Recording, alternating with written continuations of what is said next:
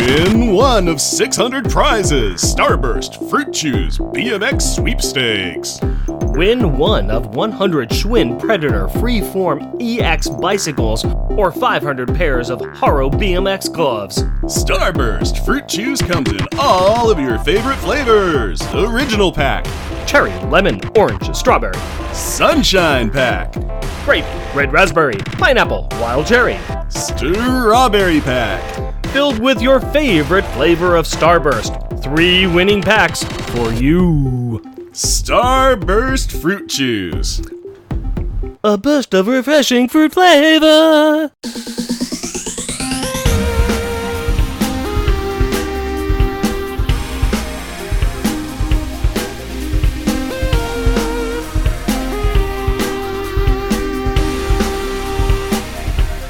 Welcome, dear listener, to our podcast. Jeff and Rick present Unpacking the Power of Power Pack, where we journey through each issue of the most underrated Marvel series of the 80s while drinking beer.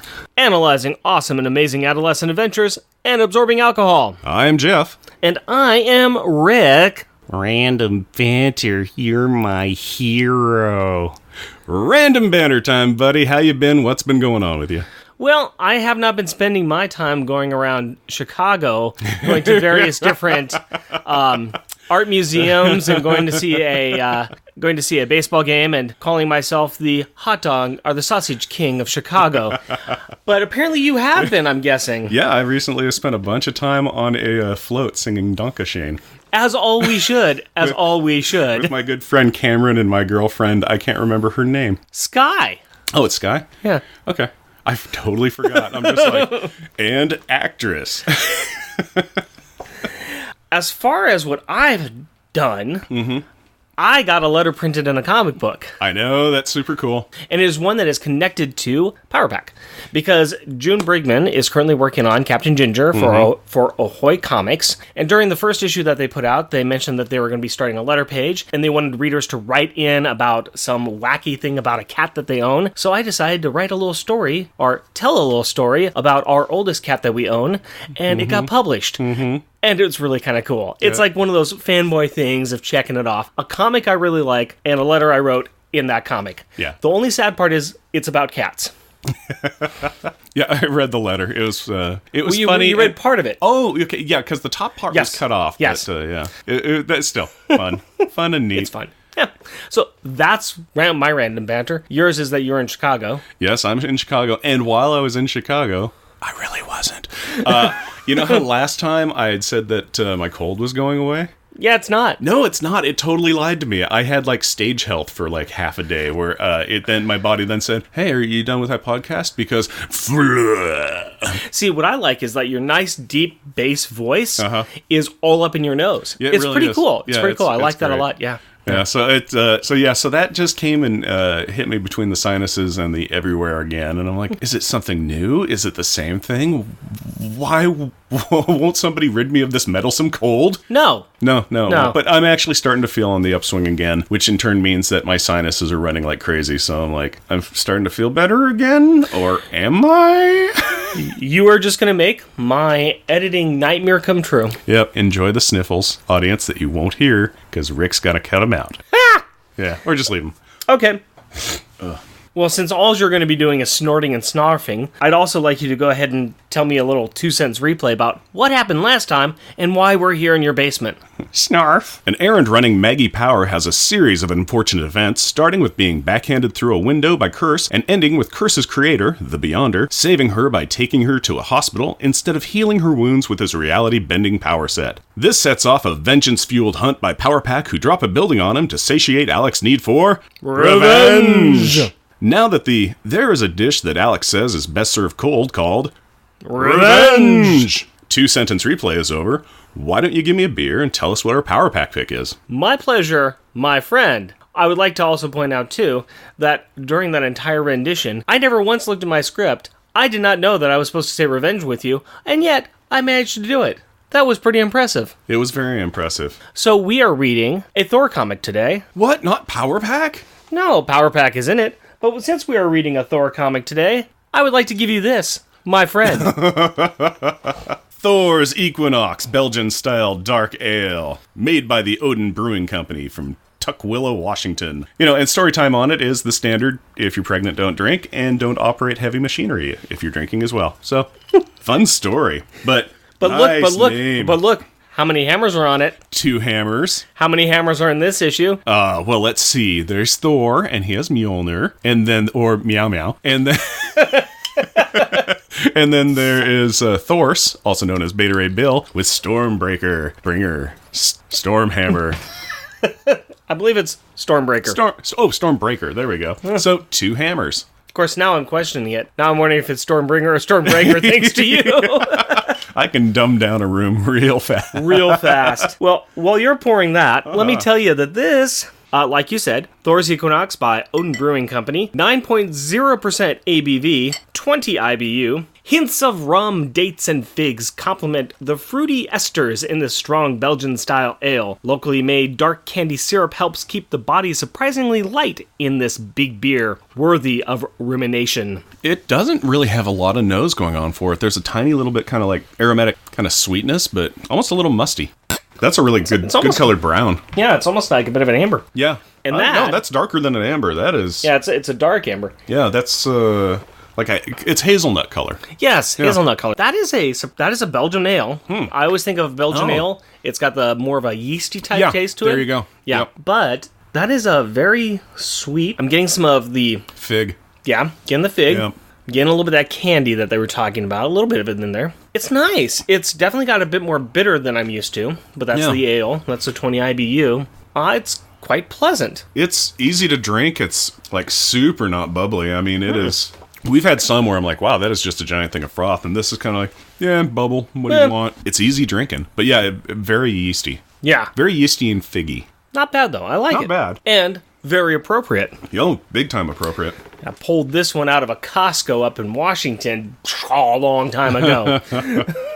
Walked by and said, Thor, yes, I shall take thee. that blends right into the show, very fortunately. Very That's fortunately. Nice. As far as what this label looks like, it's very simple. It's like black on a white or cream-colored background, but I like the bottom where there's the 2 dragon heads. It looks like a Viking ship mast. Yep. So, the prow, I should say. Yeah. Now that we get that out of the way, now that you got a beer in your system, how about you one in the system? How about you tell us about this comic? Will do. The Mighty Thor, issue number 363, January 1986. This Cursed Earth. Credits: art and story by Walter Simonson. Lettering: John Workman. Colors: Max Scheele. Editor: Ralph Macchio. Editor-in-Chief: Jim Shooter. Featuring the Mighty Thor. From Norse mythology, he came. He is the god of thunder and lightning, lots of muscles, and lots of blonde hair. Thor has just completed an epic journey to Hell in order to save a number of mortal souls that Hela had taken. During the final battle, Thor's face was scarred by Hela's touch. This wound has not healed, and the touch seems to have affected him somehow. Also featuring the mighty Beta Ray Bill, an alien warrior, part cyborg, who was deemed worthy by Odin to carry his own hammer. Bill has the same power and strength of Thor, but has a bit more of a horsey look to him. And Power Pack. Alex Power, aka G, oldest Power sibling, does the gravity thing. Julie Power, light speed, second oldest Power sibling, she can fly very fast. Jack Power, Mass Master, second youngest Power sibling, controls its density. And Katie Power, the Energizer, youngest Power sibling, she disintegrates stuff and then blows it up. We also got Franklin Richards, aka Tattletale, he can see the future using his dreams. And he's related to the Fantastic Four. We also got the Beyonder, an omnipotent annoyance who is causing trouble and chaos in the Marvel Universe. Anytime on the front cover of a comic book, there happens to appear a triangle that says Secret Wars 2. We also have Curse. He is a reborn entity of rage. Once known as Algrim the Strong, he was defeated by Thor, then resurrected by the Beyonder. He has been gone too long, but now is ready to rock some sheetrock, so has come in like a wrecking ball. We also got Loki. He's the adopted brother of Thor. He's the god of lie and mischief. And he ain't nothing but no good. We would like to start out by saying that we are going to edit out a few parts of this book. This is only so that we can focus on the Power Pack part of the storyline. There are plot threads in this issue that tie into larger storylines for Thor, but do not affect the tale we are telling today. We highly recommend reading this series of Thor. It is so good. And with that, let's jump on into this story, shall we? Oh boy, howdy. Do we ever. We get some really impressive prose narrating the history of Curse. He was a creature of hate that came from the depths of the ancient realm of Fairy. Then the Beyonder came to Earth. Curse has just moved into his first apartment in Chicago and is savoring his first taste of privacy when the Beyonder, a hitherto unknown cousin from beyond, arrives intending to move in with him. The Beyonder, who was an intellectual concept in Beyond, interprets what little he knows about the United States by relying on his own, often out of context, recollections of superheroes he has seen before. After initially gently rebuffing his cousin's request to stay at his apartment, aspiring photographer Curse decides to take the Beyonder under his wing and teach him about American life. Wait a minute. Are you subtly rewriting a Wikipedia entry on Perfect Strangers instead of summarizing the story? Possibly. The Beyonder gave Curse more power and sent him out to destroy. After mindlessly walking across the world, he came across some superheroes with some mixed results. And some inconsistency. We mentioned last episode that Curse escaped from the rubble after his fight with Power Pack and then attacked Beta Ray Bill. This comic switches the order. Here we see Curse finding Bill and nearly killing him. In like one panel. Where's the fight? I think that the Beyonder ate it for lunch. I'm not sure. But we do see him getting beaten by Power Pack. This follows a scene at the rubble-filled construction yard where a surprised worker sees the re-emergence of Curse. Baroom! Screaming, "Thor!" Elsewhere. Zoom! Like a meteor hitting Earth's atmosphere, Thor makes a fiery entrance into the night sky. Through a portal made by swinging his hammer, Thor controls his chariot, being pulled by his two goats, Tooth Gnasher and Tooth Grinder. Attached to the chariot are two carts full of the human souls recently saved from hell. With a swirl of Mjolnir, Scream! Thor releases the souls back to Earth. Can you imagine Thor returning a book to the library?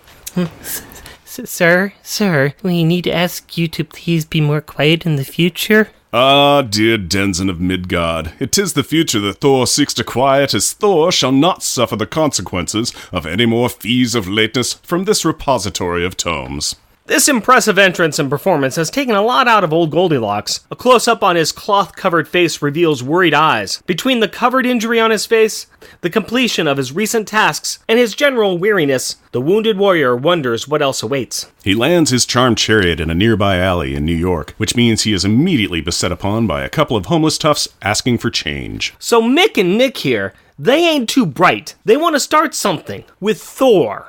The 6'6" Thor in Marvel Universe is built by stacking muscles on top of other muscles, is wearing battle armor, and probably has an aura that screams, "Danger, Will Robinson." I mean, the guy looks like a really young and in-shape Vincent D'Onofrio, with like Arnold's muscles. But these guys start hassling the hammer holder for some change, and this after they say he must be a superhero. Vincent D'Onofrio. That's a really deep and obscure cut. In fact, I'm willing to say that was the kingpin of deep cuts. Yeah, I love this job.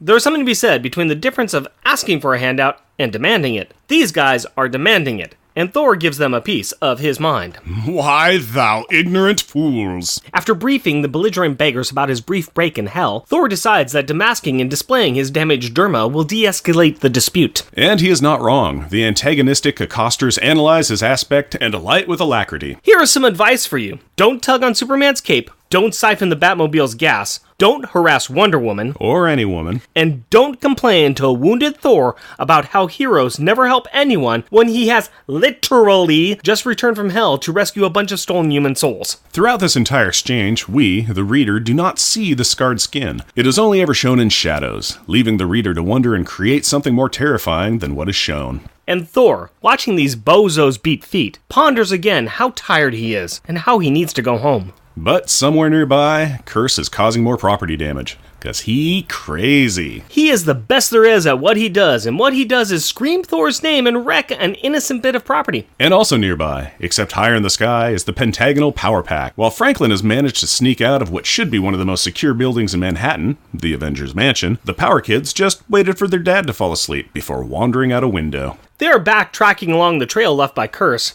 They want to make sure no one was left behind and hurt from the earlier vicious attack, and sure enough, they arrive to find somebody just sitting in a deserted alley. As they land to investigate, they discover that this being is not human. This surprises Alex so much that he drops a G, haven't done one of those in a while, right in the stranger's lap. The individual is wearing a very strange maroon jumpsuit and is holding a short staff. He has no hair on his head, and his skin is almost a dull orange color. He has no nose, and his features are very alien. Julie, look! He's not a human being. You're right, little maid, but fear not. Beta Ray Bill does not number children among his enemies. You obviously have never met Dennis the Menace. Oh, Mr. Bill!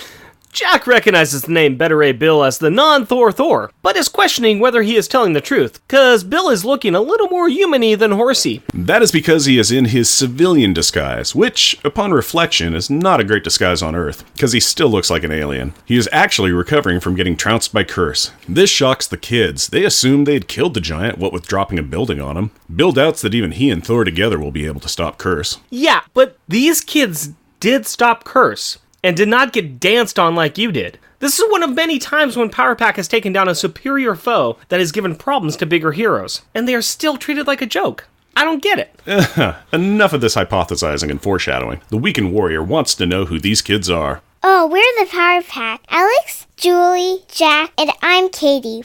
Franklin's a baby. Am not. Besides, you shouldn't tell somebody who you are till you know them. But Bill's a friend of Thor's, and Thor's our guardian, so it's okay. That is some special logic there, Katie. You have some way to go before you successfully get a law degree. So saith our mannequin lawyer. I'm with Franklin on this one, not just because I speak in his voice, but especially since the catchphrase of Power Pack seems to be codenames when we are in our costumes. And these kids are definitely in their costumes. We close out this scene with Julie flying off. Bill knows Thor has returned to Earth, and Lightspeed wants to warn him about Curse. Meanwhile, in the fabled halls of Asgard... Well, I'm waiting for, a home of the fighting Vikings or something. No. Too easy. No challenge. Loki is sitting on his castle on a cloud. He likes to lurk there to scheme. He spies on a woman on Earth from a machine, all from his castle on a cloud. There is a lady ironing. She does not know Loki is spying. Smiling with glee, he launches a beam, the consequences of which will be seen. Wait, did you... I am the master of the verse. Meanwhile, in the great sanctum of the one from beyond in the Atlantic Ocean... Home of the fighting jerks. Oh, well, yeah, okay. Yeah, you're right. The Beyonder is watching the above-mentioned laser beam fly by his window. He knows Loki aims to be misbehaving, and since causing mayhem to Thor mildly interests the Beyonder, he decides to turn on his personal IMAX theater to watch Curse finally find the God of Thunder. Thor is still sitting in the alley after chasing his insulters away, wondering if all his time spent on Midgard has been wasted. He is unaware that Mr. Mean Metal Maniac is marching up to him. Thor does not notice until he hears a... Thor! And gets a... Thrakam. upside his head.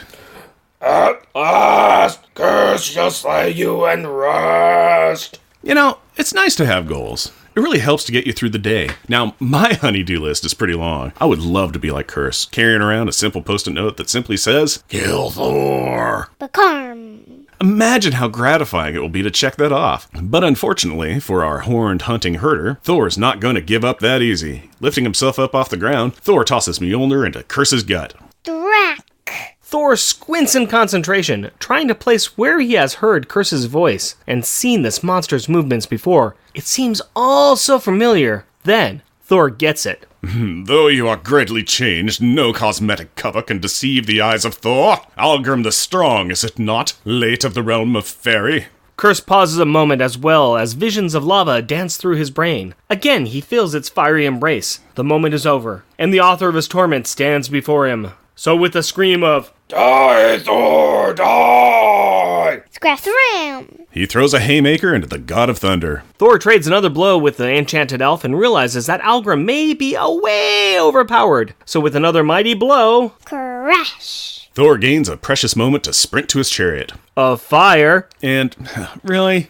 Wait, no, the judges will accept that. And he pulls out his mystical belt of strength. Belt of Strength. Definition. More advanced equipment for a fighter type, usually embedded with magics that cause the wearer to have significantly increased strength. I have a couple myself, but it's embarrassing to wear them in public. Thor is not embarrassed, just contemplative. He seldom uses this belt because he knows that while it will double his strength, it will leave him exhausted and barely able to walk after its use. He applies the awesome accoutrement and attends the action with an advantage that holds, at least until the Beyonder shows up. Now, we have been grousing about this dude for a while, and with good reason. Characters' characterizations and motivations are all over the board in his series and in the crossovers. At this moment, the Beyonder has recognized that he has insane powers, godlike if you will, but he does not have any moral agency. You mean that the guy who made many women, including Dazzler, fall in love with him, and continually makes poor choices is bereft of ethics? What? Yeah, he sees Thor as a contemporary, someone who has power, but who also has a mind guided by human interactions. So he wants to force Thor to not have an easy battle. He wants Thor to have to make a moral decision. With that decided, he turns the power level on Curse up to a gentleman's 11. Wham! Thor notices the difference, but he continues to get up to fight, at least until he can't. Then Thor goes down, and Curse begins to do his signature dance of joy, a cross between the do-sa-do and the hokey pokey that he performs, with the Beyonder, to celebrate good fortune. Wait, would you stop referencing Perfect Strangers? No, the Beyonder is watching all of this, existing as a creepy floating head in the midst of these panels. Kinda the Tom Peterson of the Marvel Universe. And a really deep cut for Portland, Oregon. But I'll allow it. The Beyonder is perplexed about that reference, and as to why Thor keeps getting up when he is beaten. Well, you see, he gets knocked down, but he gets up again. Curse is never going to keep him down. Well, at least he is never going to give him up or let him down or run around and desert him. I love rickrolling our fans. As Thor lies on the ground, Power Pack and Beta Ray Bill show up. There he is. I told you I found him. Quick, Jack! Form a mist and hide him! Mr. Thor, roll out of the way, hurry! The arrival of the children forgetting to use their codenames is enough to rouse the Odinson. A child's voice bids me save myself from out of the mouth of babes. For if Thor falls now, who then shall stand between the monster and the children of Earth? So be it! Now the Beyonder is even more confused. Why would Thor care about these children? I'll tell you who's not confused. Power Pack. Alex directs Katie, Once again, forgetting to use her alias, to power up and help the Hammer Hurler. So it is a Powerball away with Thor kicking Curse into the arcing orb. Shrek. and as Curse turns to face his new combatants, we are treated to another cut shot demonstrating the bruised mind of the bruising bruiser. Yeah, instead of Alex, Curse sees a strange man who is sporting a half-white, half-black face and clothing palette. This is Malekith the Accursed, ruler of the Dark Elves, and the one who originally forced Algrim to fight Thor. Using this distraction, Thor starts spinning his hammer, generating a similar heat to the lava that stopped Algrim originally. This sensory overload is enough to really jog Curse's memory. He remembers that during the original fight with Thor, that it was Malekith that sprung the trap that dumped him and Thor into the lava pit. He realizes that it is not Thor, but Malekith who is the enemy. Listening to the insane monster scream his oath of revenge about Malekith, Thor figures out that the all-consuming rage controlling Curse makes him very dangerous. Curse will keep going throughout Earth until he finds the source of his anger. It is up to him and the rest of the heroes to stop this rampage. First order of business, time for Beta Ray Bill to Thor up, and by hitting his stick to the ground, he transforms into the Horse of Thunder, the Equestrian of Enchantment, the Pony of Power, the Ultimate Ungulate. Stop it. He's just a little long in the face. Thor also recognizes Power Pack. Apparently, Fandral spoke to Thor about their meeting back in Power Pack 15. He specifically calls out Katie, the Energizer. I like how the kids very respectfully answer with yes, sir. Well, if you find yourself talking to a deity, wouldn't you be a little bit respectful? Thor has a plan, a really dangerous plan. He has figured out that no mortal force can stop Curse, and he knows that Katie can absorb and release energy. He wants Katie to absorb all the energy from both his and Beta Ray Bill's hammers and release it at Curse. Let's put this into some context. Thor's hammer Mjolnir is made, at least in one of the tales, from the core of a dying star. It is the weapon of the gods. It has power levels on the cosmic and magical level. And there is Bill's hammer, Stormbreaker, which is a near copy. Thor does not know what will happen to these awe-inspiring weapons, or to Katie, but in order to save the world and to stop this unstoppable beast, he is willing to try. We're gonna have to talk about that later. But for now, with two Gods of Thunder looking at her, she commits to this dangerous and crazy plan. Touching both hammers, she draws the energy into herself. Her face shows the agony and the pain. Her body crackles with the energy. It begins to leak off of her in waves and spots. It's hurting me, Julie. It's hurting me. Just another moment, baby. Thor! Now, Energizer, release everything now! Shrek. And we have an amazing drawing of pure power meeting unstoppable force. In the aftermath, Curse is laid out, unconscious but alive. Thor muses that there was more to Curse than the magic of the Dark Elves, some power that seems beyond anything that he had known before. Wait a minute. Yup, old Goldilocks puts it together and calls out the Beyonder, like literally, telling him to show himself because Thor says so. The bozo from beyond bounces before them, telling Thor not to shout. The Beyonder begins to applaud them for their sacrifices. He was impressed that the two Thors would sacrifice their weapons of power to stop Curse. Thor explains that power is worth nothing unless you can save the innocents. It is at this point that Franklin breaks the news to Power Pack that this is the dude who made Curse, who hurt their mother. Ergo, it was the Beyonder's fault. Julie is shocked, I say, at this revelation. The Beyonder is done with Curse and is about to send him back to his death, but Thor stops him. How, you ask? Well, by saying, Beyonder no beyonding, Beyonder no beyonding, Beyonder no beyonding. Yay, we stopped the Beyonder! Actually, Thor shows his green side by suggesting that Curse get renewed, recycled, and reused by letting him live to serve another useful purpose. This is partly in a move to save a life, and partly a move to get revenge on Hela and Malekith, and partly to move some pieces in Walt Simonson's Thor comic. Thor convinces the Beyonder to send Curse to Hell so that he can hunt Malekith down. This will put Curse on a collision course for wackiness in later Thor issues. For now, though, with a... Snap. Curse is gone, and as Thor tries to define irony to the Beyonder, Katie decides to interrupt two gods talking. I hate you. I hate you. Katie has figured out that this David Hasselhoff knockoff caused their mother to be in the hospital, and she wishes she could disintegrate him. The Beyonder points out that if she did, that means she would be just like Curse. Is that irony? Yes, that is irony. Isn't that supposed to hurt Curse? What does happen is that the Beyonder realizes that power does not make you good. You have to choose to be good, and in the future, he will choose to be good because that is what makes a person part of a family. How's that work out for him? Poorly.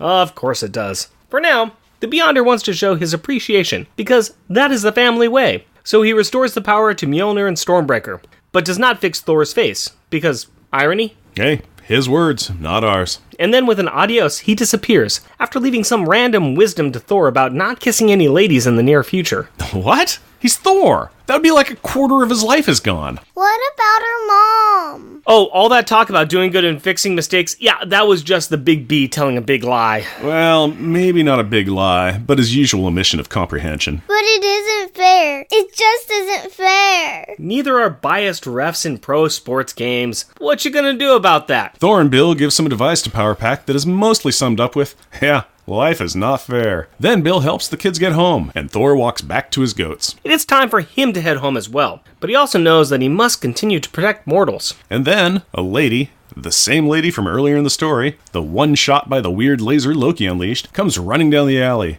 She was impressed by what Thor did, and she just has to give him a kiss. Smack. Foof. 3 things occur next. 1. The lady does not know why she is standing outside. She turns to go home. 2. Loki, viewing this from Asgard, starts to do some fist pumping and his own happy dance, because he just punked his brother. And 3. We see a toad where Thor once stood.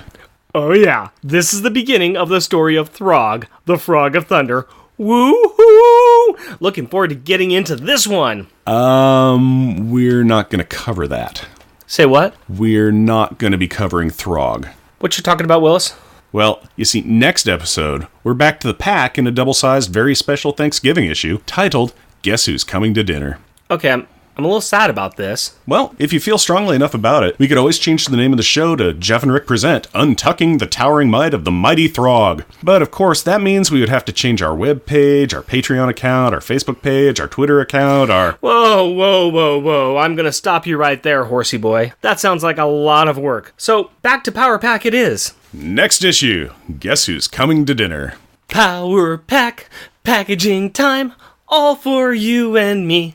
Hey! With this one, of course, we're talking about the Mighty Thor. Yes. And we'll start up in that annoying upper right-hand corner where we see the nice little orange triangle that says Secret Wars 2 continues in this issue. Hurrah! Yay. That means that the Beyonder or a Beyonder-like substance will show up, and it did. We got to see the Beyonder. Other than that, though, what else we got here? We got ourselves a Walt Simonson illustrated cover. And it's very similar to the Power Pack one we had, except this time we've got Curse standing in the middle of this destroyed ruins. He's standing over the body of Beta Ray Bill as he's unconscious on the ground. In his one hand, he's got Thor's cape torn and mangled, and hanging from Thor's cape is Thor, and he's kind of bent over backwards and looks unconscious. Do you notice one interesting thing about Thor in this picture, though? His face is uncovered and fine. His face is uncovered and fine, Yeah, so... he's not wearing his red bandana. And Yeah. he is also wearing his winged helm. Yes, he is. Yes, he is. So yeah, it's a little different than where, they were at in the storyline there. And it's kind of funny because Walt Simonson did the drawing of this, and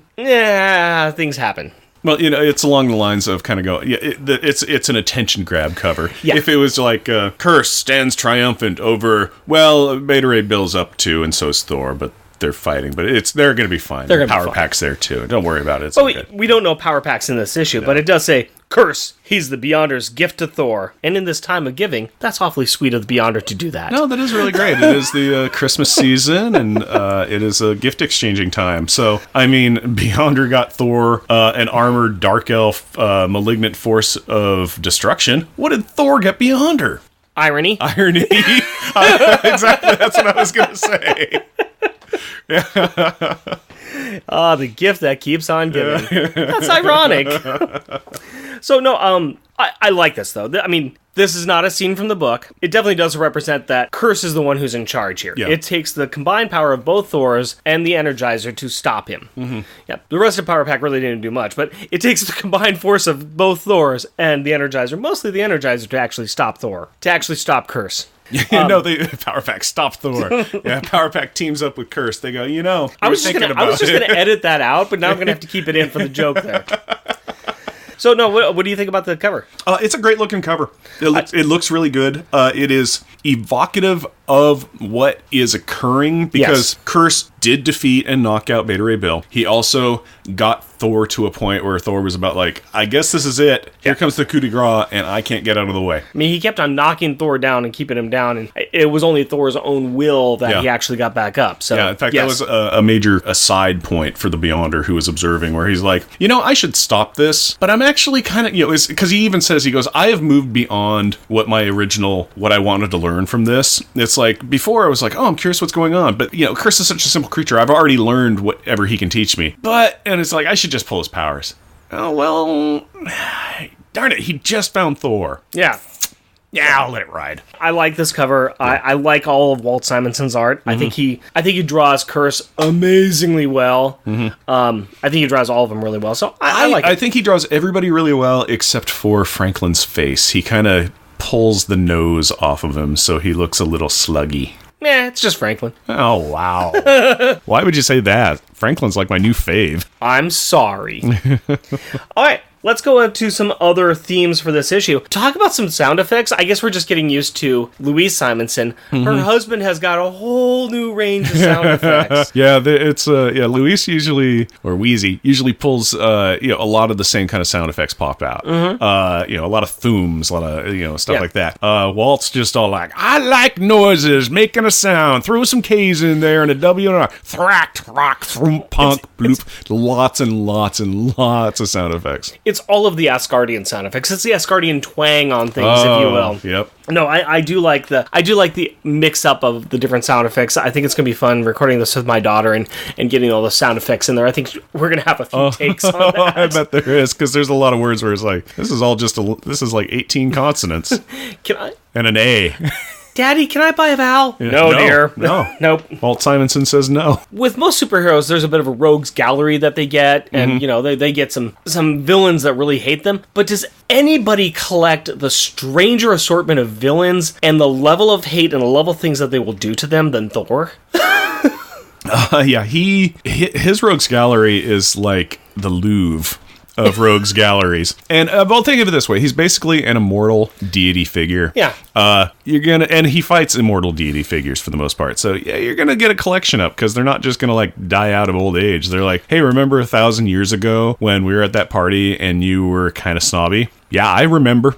Yeah, you've got magic, you've got space, you've got whatever else you got, and leading everything is Loki. Yep. The god of mischief. And not just, it's like the Enchantress as well. And it is Hela. And Hela. And Hela. It's Surtur. And, it's just like the Frost Giant. Just name a name, and everybody's kind of like, meh. Well, Thor's he's the big gun of Asgard, really. And he's the adventurer, And there's the Warriors 3. There's, everybody on Asgard basically, giant space Viking pirate. But Thor's the one. If you're going to make your name, you got to take down Thor. And Thor don't get taken down too easy. So we go back and we look at some of the things that the Beyonder's done with different superheroes. Mm-hmm. The Beyonder has gone to Spider-Man and learned how to use the bathroom from Spider-Man. We are not making that up, folks. Yeah, that's canon. Yeah, it is canon. The Beyonder didn't know how to use the bathroom until he had Spider-Man teach him how to use the bathroom. Because with great power comes great bathroom responsibility. You better believe it. Yeah. Luke Cage, he had a big fight with him about, what's the value of gold. and then you have Thor, and his interactions with Thor have been, I'm gonna find rage and hate in a already strong, immovable Hulk type being, crank up the armor value on it, and just keep on raising the power level. Because I want to see how much I can push Thor. Oh, he's already injured. Good. I don't see a problem with that. Keep going. Yeah. And then, to end it off the issue, like I said, the end of the issue, this curse that Loki sent down on Thor using a big old machine that's like a laser that, through a woman kissing him, he turns into a frog. And he spends the next, I think 3 or 4 issues, I can't remember, being a frog. I don't know. It's a wacky story. I love it so much. Yeah, I actually want to kind of go and read those. Most of my reading attention is focused on Power Pack now for some reason. So when people are like, what are you reading? And I'm like, Power Pack. It's like, oh, anything else? I'm like, Thor. Oh, that's neat. Well, just one issue of Thor because that's covering Power Pack. But I do really want to go through and read this run. Yeah, it's a good run, and we'll talk about it a little bit later on too. If for anybody who wants to hear a really great rendition of this comic and all of the comics around the entire Walt Simonson run, the Lightning and the Storm podcast done by Miles and Elizabeth, check it out. It's fantastic. They did it about 1.5 or 2 years ago, and I listened to the entire thing. I took some of my knowledge from the past Thor issues from those podcasts. It's fantastic. Check it out. Before we get out of this section here, though, I want to talk a little bit about Algrim. We were talking last time, a little bit off mic, about where has Algrim appeared? Well, he has appeared in other things. There's a few more times that he's in this era of Thor. He does a couple of things. He fights Hela for Thor. He goes through some more insanity, but then he gets better, and he actually becomes the guardian of the Asgardian children. Because comics. Also, for those of you that remember Thor 2, The Dark World, which could be said is probably one of the weaker of the 3 Thor films, but it is. Algrim appears in there. He actually is... Malekith is the bad guy in there, and Algrim is the thing that attacks Thor in there. So Algrim actually appears canonically in the Marvel Universe film franchise. So yeah, he does. I know it was because I was looking offline when we were kind of discussing that, and it's like, hey, he was a bad guy in Thor Dark World. I'm like, what are you talking about? No, that was Malekith, was played by Chris Eccleston. He's like, no, he was one of the last cursed soldiers. Yes. Who, got transformed into a mighty cursed warrior. And I'm like, oh, he played a major part. I cannot remember that at all. But now you have something else to touch back on it. Yeah. And I was hoping to get a chance to watch Thor Dark World again. Yeah, me too. And I'm going to try to do it probably after I do this, but it'll be nice to plug that into my memory banks, because I do remember when I watched the Thor movie and this comic from my childhood, so it still is kind of cool. You know what the big takeaway memory that I have from Thor Dark World? Swimming in a pool? No, it is the fact that the actor that played Fandral was replaced, so there was a new actor playing him. And the actor that played Fandral was Zachary Levy. Oh! Yeah, Chuck. Yeah. And so literally it was like looking at that, I'm like, wait a minute. Because I saw it in the credits, because at no point did I acknowledge the fact that was Zachary Levi. That's a weird choice. Levi. Yeah. I can't, whatever you say his last name. But it was just like, wait a minute, Chuck is Fandral? And I had to go back, and I'm like, because there are very few Fandral scenes. There's some, but it's like, aha, and he's Errol Flynning it. I'm like, okay, here's a good close-up on a pause. Is that Chuck? Yeah, that is. Huh. And he was, in fact, also in Thor Ragnarok for a hot second. Yeah, blink, and you missed it because, spoilers, but he got killed fast. So I was like, even watching the credits on that, I'm like, yeah, that was still Zachary. Okay, cool. I guess he had to get out of the Marvel franchise to go play Shazam. That's his next stop, he is Shazam. Yeah. Which I'm looking forward to that. Yeah, cool. That actually looks like a fun DC film. I'm actually going to still go out and see Aquaman here soon. I want to see it. I want to go see that. Me and Haley were actually talking. It's like, maybe we can get so-and-so to babysit for us, and maybe we could go see Aquaman. No, I don't want to. Yeah, well, I'm but kidding. We want to go see it too. No, I'm kidding. If you guys need some, we were just thinking. Well, I wasn't referencing you. I was thinking of talking to another friend of ours. You have other friends? I'm cutting all this out. I know. Hillary has some other friends. I don't believe that. No, that's true. Let's talk about Katie as a weapon. Oh, boy. So yeah, this is the second story in a row where she is a weapon. Yeah. And I'm not sure, but we could take a little poll of the two of us here to say which one was the worst use of her as a weapon. Thor. Yeah, I think you're right. Because I think it was more dangerous, It was a lot more dangerous. And, what's going to happen when I do this? I don't know. Here was Katie's input on this. Thor grabs her by the shoulder and says, you can absorb energy. So you're going to absorb energy, and then you're going to shoot, whatever his name, Curse. And it's just like, and it's like, okay, here we go. And Julie's like, okay, are you ready, baby? And she's like, well, not really. It was very much like that. It was very much of I'm waiting for the adult in the room to stand up and speak. Oh, the adult in the room just told me to do this. Yeah, because, before, in the previous episode or issue, Alex is, it's her older brother, and it's like, do this. And she's like, whoa, I don't think I should. And he's like, you gotta do this. He hurt Mom, all this stuff, da-da-da-da-da. Jack was probably a voice of reason going, and he might hurt other people as well, because his voice just changed.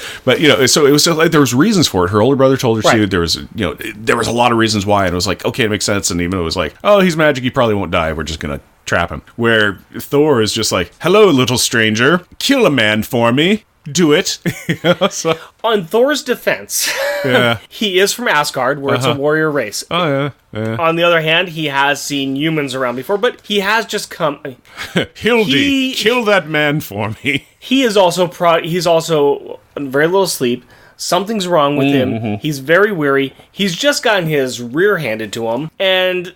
he's got no other options. This is an unstoppable machine that's going to go and harm other people. Hey... we're going to try this. We're just going to... you're a hero? Be a hero. Mm-hmm. It still is not safe, and they don't know what's going to happen. And he ropes Bill into it pretty quick, too. Well, Bill is still kind of the apprentice in training. Yeah. Bill is still like, hey, I know I fought you and I won, but I will still take your lead on doing the Thor superheroing stuff.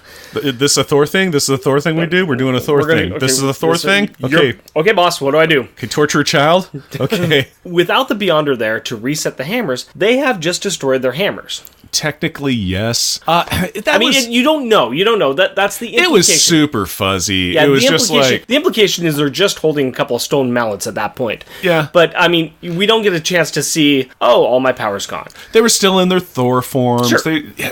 They still have their inherent strengths and everything. Sure. Now they're maybe just packing a weapon. Yeah. They just can't do all the but magical it's stuff. still, it's like, here is the symbol of power for Thor. Here is the symbol of power for Thor. Here is the symbol of power for Beta Ray Bill. Yeah. And we threw all our 20s into this role, so... yeah, for a hot second. Again, it was very much because they didn't even cover that. It was just like the Beyonder comes in and it's like, wow, I'm impressed that you were willing to sacrifice your weapons. Now they're better. Yeah. At no point was it said that they were bad. It was just said, oh, yeah, here you go. Sacrifice more. Yeah. Do more now. Yeah. it was a heart-rending sacrifice of a panel. All this talk about Thor, I want to talk a little bit about literary reference, because, really, let's just talk about Thor. Yeah.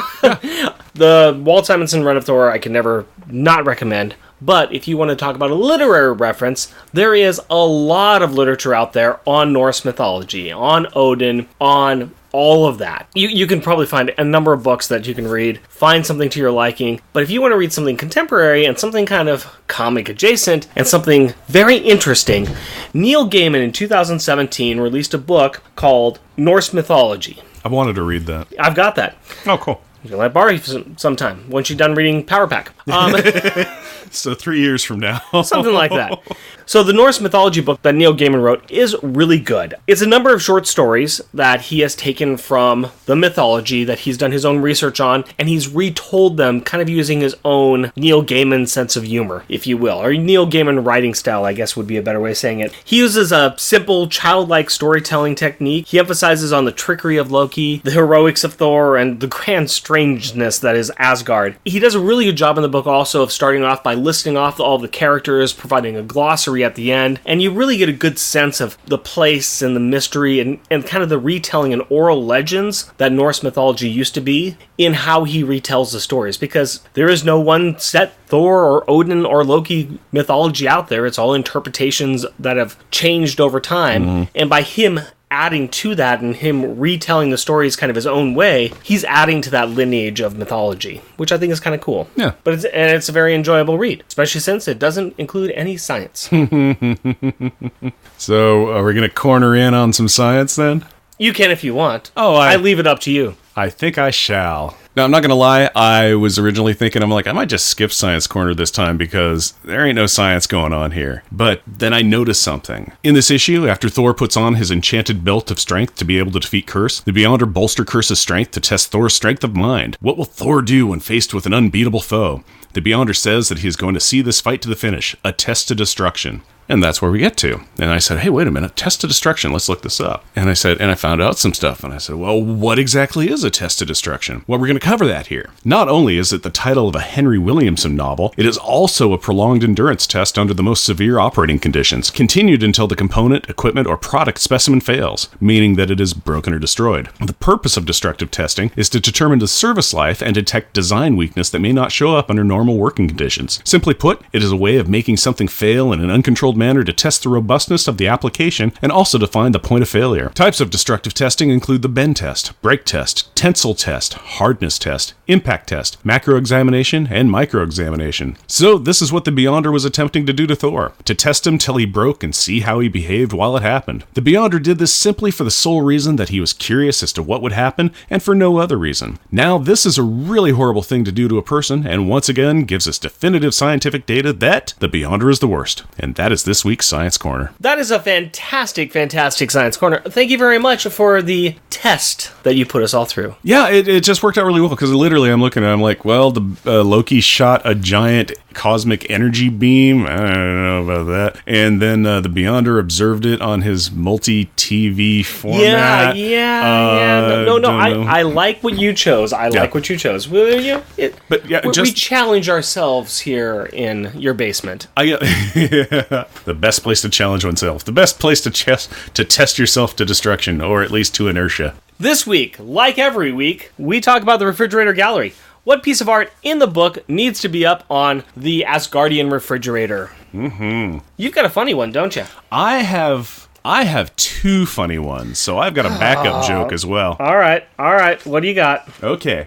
On page 12, in the bottom right-hand corner, I call High Above It All. And this is an image of the Beyonder just floating in the air, being unobserved, and he's above everything and just observing the fight that Thor and Curse are having. And all you see in the bottom is Curse and Thor's hands, just like grappling. So it's kind of like there's an awesome action scene below him, and he's just hanging out watching it. And I just thought that was funny. Okay. All right, that's fine. So, again, that's just backup. That's backup. Okay, let me talk to you about my funny one. Okay. It's up on page 7. Mm-hmm.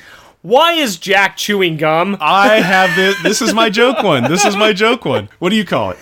That's what I call it. Why is Jack chewing gum? Yep. It took me a while to figure this out. Okay. Yep. So here, hold on. I call this bubble gum or bubble fun. Aww. So, for those that are not seeing this insanity, the Power Pack has just flown around and seen this human being on the ground, and they're gathered around him finding out what's going on with Beta Ray Bill. Okay, just real quick. That was a thing that I noticed in this that I hated. Walt, although married to Louise, it had Katie's voice just a little bit off. Because in this, it's like, he's not even a human being. Yes. And it's like, oh, Katie would say being. She isn't going to say bean. Yeah. Yes, she's 5, but she's not that kind of 5. Yeah, Walt kidded up the kids a bit here. A touch. Yeah. I mean, it took me a while to figure it out because there's 2 panels at the bottom of this page. One, they're around Beta Ray Bill, and they're talking to him. The other one, it's just Beta Ray Bill talking. In the background, you see Jack with his hands on it, or his fist on his hips. And it took me a second because I was going, what is around his mouth? Because he's got this like pink stuff around his mouth. And I was going, what? Giant mush mouth lips. Yeah, and first I thought, oh, this must be a coloring or an artistic error. But then I noticed that the prior panel, as they're standing around talking to him, Jack is standing there blowing a bubble with bubble gum. Yep. And apparently it's popped between panels. Yes. And so he's just sitting there talking to Henry Bill as he's got this popped bubble gum around his... It's fantastic once I noticed that. It is. And here's the deal, too. Because... I'm going to say, well, here's the thing. Well, then if Jack has something in his mouth and he clouds out, does it stay there? Or is it that after he clouded and landed, he popped some bubble gum in to chew it? I'm thinking it's got to be it's in his mouth. Yeah. That It's part of... Yes. Otherwise, all the food and water in his stomach would Yeah. go away. Okay, we'll say that it's part of it. If it's in his digestive system, it gets to stick around. Sure. Yeah. You know what? I'll be honest. I thought you might miss that because it was background enough to be missed. Yeah. So- I picked that one up. I did pick that Okay, one. I am happy that you saw that as well. I was like, this one's going to be great, and Rick isn't going to notice it. Wait, Rick noticed it. That's even better.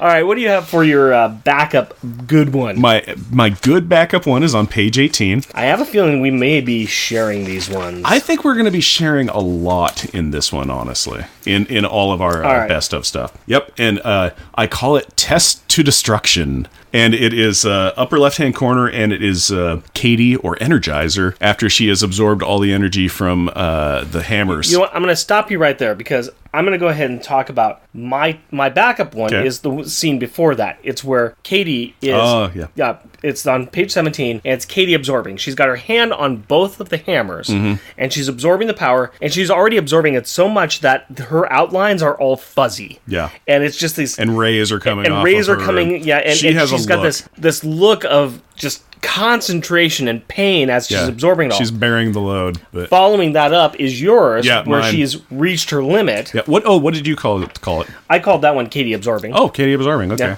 And so mine, Test to Destruction, because callback to both something in the issue Yep. and to my science corner, and also just due to the fact that she, it's like, here, we can even, see what she's saying, and she's going, it's hurting me, Julie, it's hurting me. And Julie's all like, just another moment, baby, Thor. But the image is great. Yeah. And it is just, Katie is...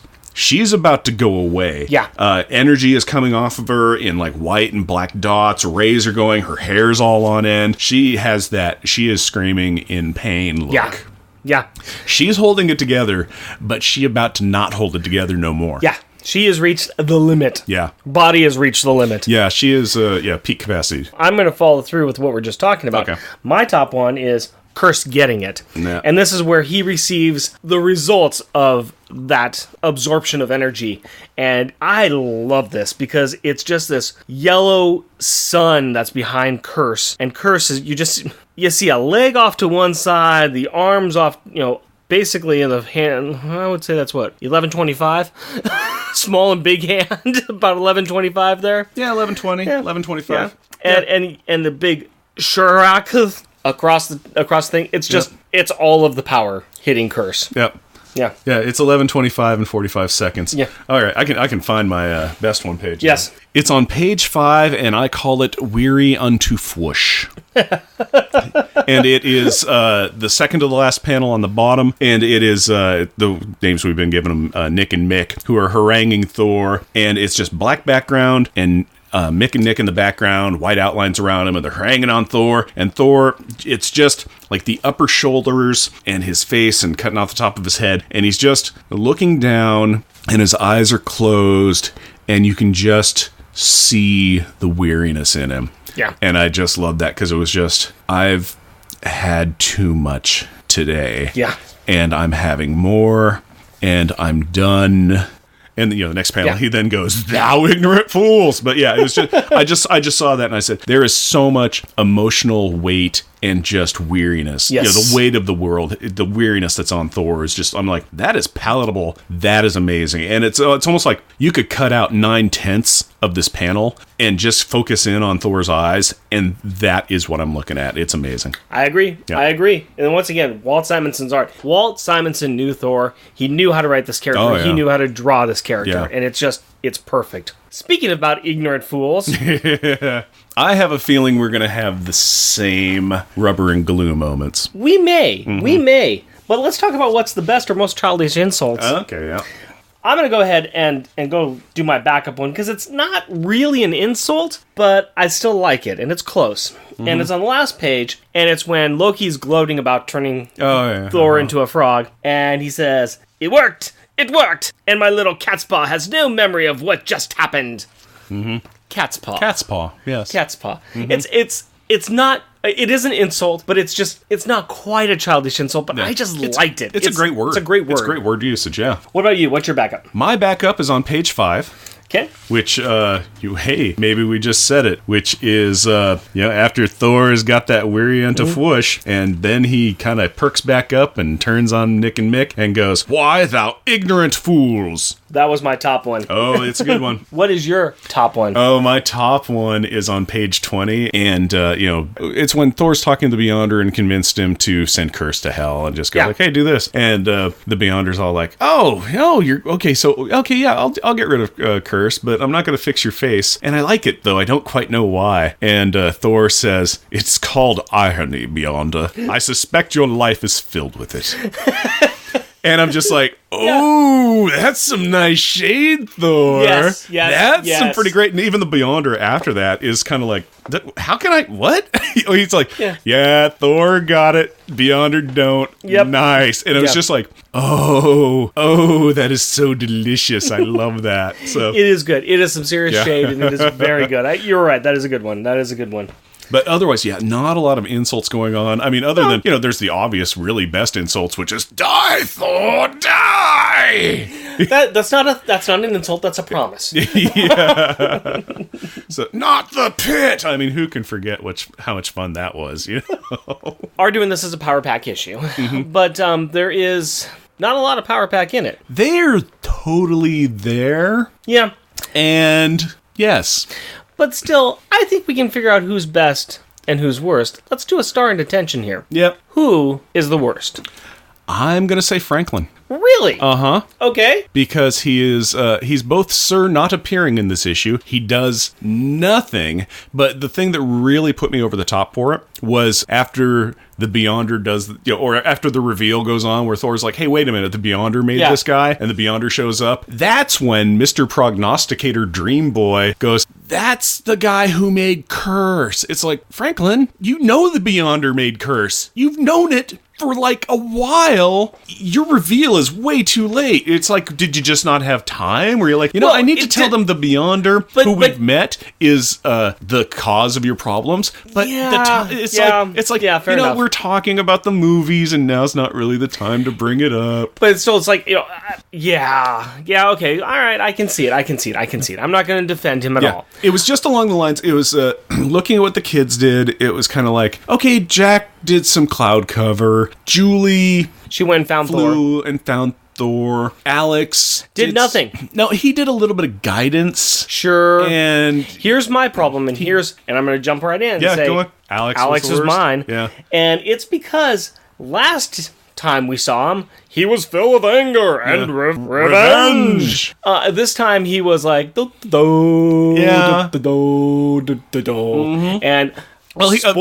spoiler alert, next issue, he's still on his revenge kick. More of a mopey kick, but he still has emotion. It's the post-revenge exhaustion. And so he's got nothing here.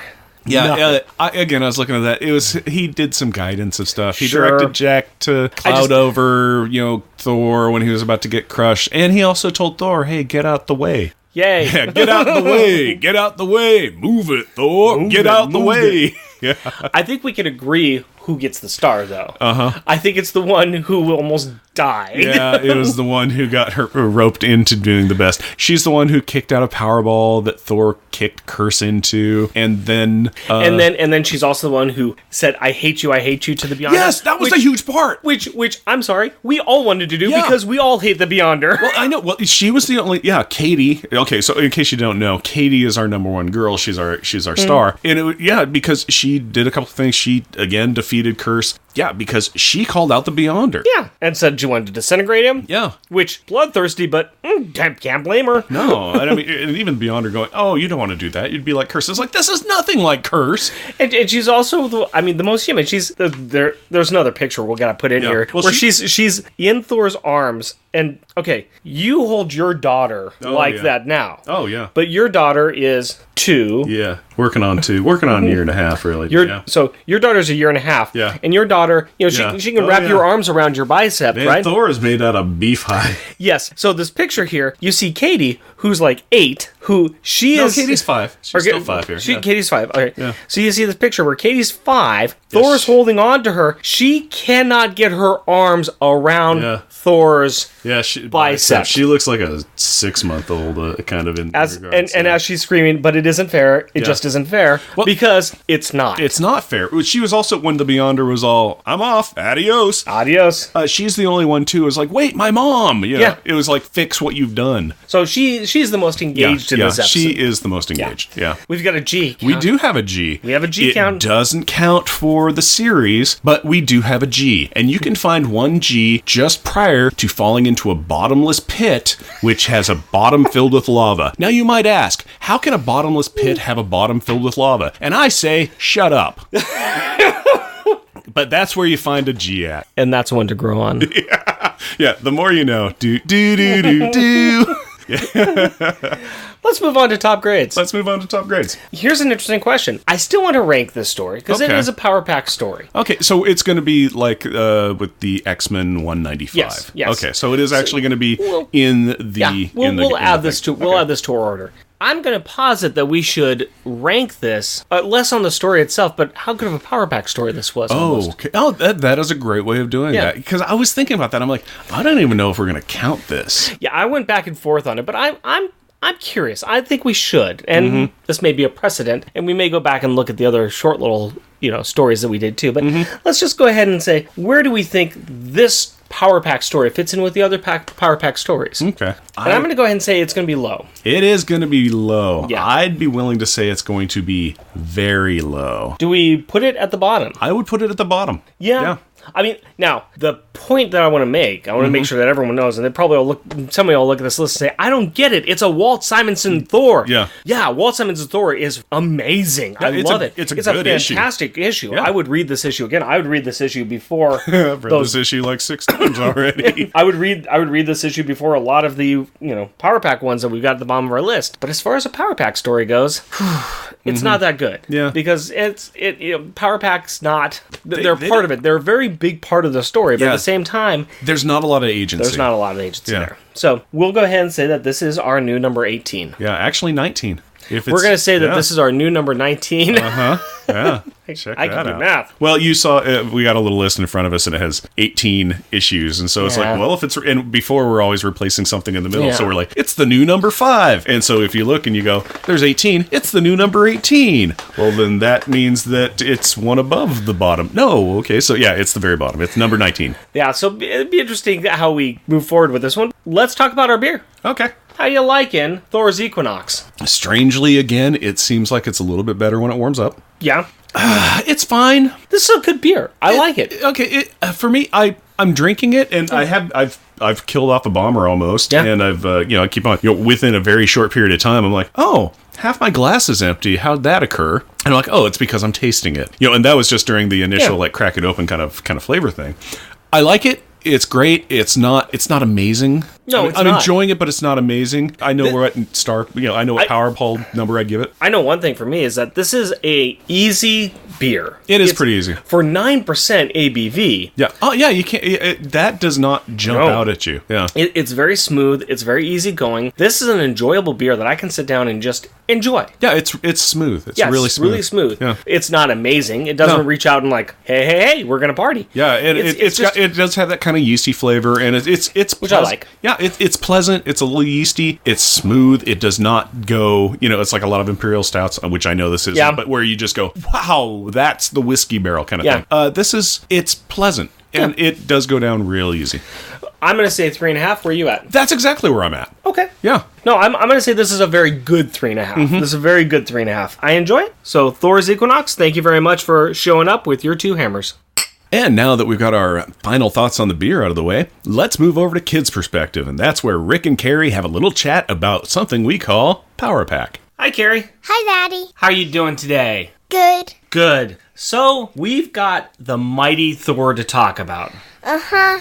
You weren't too impressed with this book, were you? Mm-mm. Why not? It's really deep. What do you mean by really deep? Do you mean that it's hard to read? Yeah. It's okay. Why was it hard for you to read? It's because I felt like there's so many pages. Well, it's the same amount of pages as the other books we read. I know, but it just made me feel like it. So the pages just felt really long because there's a lot of dialogue? Uh-huh. Tell me a little bit about the dialogue. What about it bothered you? There's too many words. You've seen a lot of words before. You read chapter books. What about the words? The words feel like they're layered on top of each other, and that makes it feel like it's an apartment of words. An apartment of words? Feels like it. Okay. Like a little stubby one, maybe. Okay. Like- So it's just, they were just really dense and a lot, there was a lot going on, wasn't there? Uh-huh. Yeah, I can see that. I like the story, but I'm a little bit more adult. I know a little bit more of the backstory. So I can see how it's very high level, kind of. Yeah. Yeah. Well, from what you can understand of the story, what'd you think? A little bit more interesting. A little bit more interesting? How'd you like how Thor used Katie to stop Curse? Did you like that? Yeah. You liked it? Mm-hmm. How, why? I like how the drawings went. Like they put the two hammers together, and Katie was in the middle. And how she was absorbing the power off of them? Mm-hmm. It was a very cool picture, wasn't it? Mm-hmm. Do you think it was right for them to use such a little kid to... No. No? Why not? Because she said it hurted her. Yeah. You wouldn't like to be hurt. I wouldn't like you to be in danger like that. Don't ever try to stop a god, okay? Okay. All right, deal? Deal. As All right. long as I wish I could fly, though. Everybody wishes they could fly. Don't y'all? Yeah, I think so. What'd you think about Beta Ray Bill? He could transform into that one guy. So, no, his, face? Yeah, Disguise. He has one, his kind of civilian identity, and then he can change it to kind of the horse face, powerful Thor type person, right? Yeah. You like that? Uh-huh. What else did you like about the book?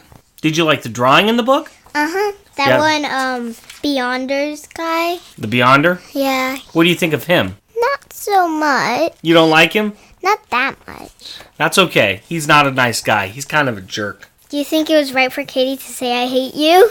I think so. Yeah. Why did she hate him? Just because he helped her mother, he made Curse Yeah.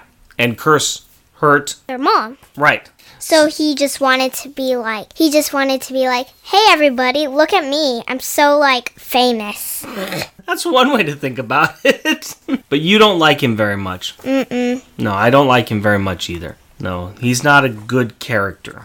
So when he created Curse, Yeah? he was like, maybe if I make him do this, then maybe I could become really famous. And then he's like, hey everybody, I'm such a big show off. Well, actually, I think he was trying to make Curse so that he could test Thor and see if what Thor would do if he is facing off against something that's that's really powerful. Uh-huh, that's why he gave it extra power. That's right. And Thor finally found a way to beat it by almost sacrificing his power and almost sacrificing Katie. Mm-hmm. Yep. Anything else you want to say, or is that about it? I think that's about it. All right. As always, thank you very much for helping us out with this book. You're welcome. Love you. Love you too. Bye. Let's do some shout-out time. Oh, that's new. Thank you. We like to recognize those listeners that take the time to write in or leave us a review. So for episode number 19, on Twitter, Jeremy Daw, Osvaldo Oila, The Art Classroom, Let's Talk Power Pack, Radioactive Dog Welder, Reluctantly Back to Mao, Craig McNichol, Tim Price, Secret Wars and Beyond, Dr. G Nerdologist, Warlock Thanos Podcast, Trekker Talk, Alexander, Trekker Talk again, Bob Roland, on Facebook, Scott Sutton, Jeff Bollier, Robert Nisius, The Irredeemable Shag, Joey Burdick, Robert Earhart, Keith Baker, and Gary the Man Key. and for those of you that want to give a special shout out to Rick and his beautiful wife Cindy, it's their birthday this month. So happy birthday, Rick and Cindy. Aw, shucks. Jeff and Rick Present is a bi-weekly, self-produced podcast recorded in front of a non-existent live studio audience in Portland, Oregon. If you would like to interact with us through the magic of the internet, you can do so through Twitter at Jeff and Rick Present, our Facebook page, Jeff and Rick Present, our email address, Jeff and Rick Present, all one word, at gmail.com, or at our website, jeffandrickpresent.wordpress.com. And if you would like to help support our show, we are on Patreon. You can find us at patreon.com, Jeff and Rick Present, all one word. Check out our bonus content for our supporters, especially our coverage of the Power Pack All Ages miniseries that came out in the mid-2000s. Our second episode should be released by the time that this episode launches. Please rate and review us on iTunes or Stitcher or wherever else you can find, and tell your friends about us, and share your love with us on social media. And as always, we would like to thank the wonderful women in our lives. My wife Cindy and our daughter Carrie. My fiancée Hillary and our daughter Aurora. We love you. Until next time, costumes off. Our theme music is 80s Action. Also featured in this episode is Go Kart. All music is by Kevin MacLeod at Incompetech.com and is licensed under Creative Commons by 3.0 license. After briefing the belligerent beggars about his Beggars, not baggers. Beggars. It's not like he's shopping. And it is just... Well, he is. He's shopping for a beating for these guys. Oh, okay. The individual is wearing a very strange maroon jumpsuit and is holding a very short staff. Not very, it's a cane, which is a short staff. It's the same thing. I'll just read it all again. And I'll resist the temptation to say a strange maroon 5 jumpsuit. It's not often you see somebody that does number children amongst their enemies. It's like, I am... Hey, what if Ben Graham is all like, hey, it's the ever-loving blue-eyed thing. Hey, but if there's a kid gonna be there, I'm gonna punch him. That's what my auntie said on Yancey Street. She said, Benji, you ever see a kid, you punch that kid. Is that Petunia? Yeah, Petunia. You see a kid, you punch him. That's what you do. You count those kids as enemies. That's what you do's. Then what does Reed and Sue go and do? What does Susie go and do? She pops a kid out. Now I can't go and punch this kid that's living in my house. It's like I count this Franklin kid amongst my enemies, but I can't punch him. Aunt Petunia's all like, what you doing, Benji? You're a blue-eyed baby puncher. What you doing? I gotta figure out my entire life. Now that, Torchhead, he's dating my old gal. What do I got? I got a kid that I can't punch in my house.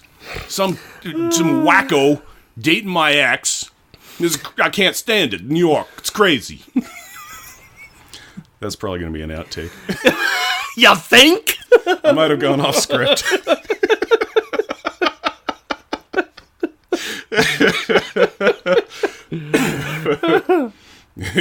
It's child clobbering time. Oh, that feels good. I love laughing. Okay. Which upon reflection is not a... deflection. Come on, it's an R. How can you confuse that? Easy. Oh, yeah, I'll just say it with a D.